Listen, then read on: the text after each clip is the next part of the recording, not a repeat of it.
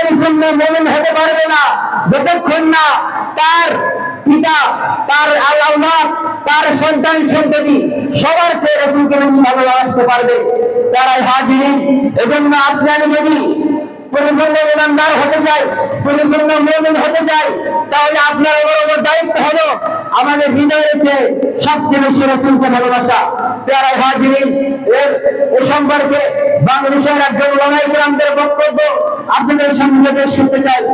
আল্লামা নুরুল ইসলাম ফারুকী রাহমাতুল্লাহি আলাইহি তিনি যখন বসেছিলেন পূর্বে রাসূলের বক্তব্য দিয়ে আল্লামা ফারুকী রাহমাতুল্লাহি আলাইহি বলেন, যদি কোনো ব্যক্তি অন্তরে রাসূলের মহব্বত না থাকে, রাসূলের ভালোবাসা না থাকে, তাহলে সে এমপি হোক, সে মন্ত্রী হোক, সে নেতা হোক, সে নেত্রী হোক, যেই হোক না কেন, আমি তাকে আমার পায়ের ধুলার সমান মনে করি না।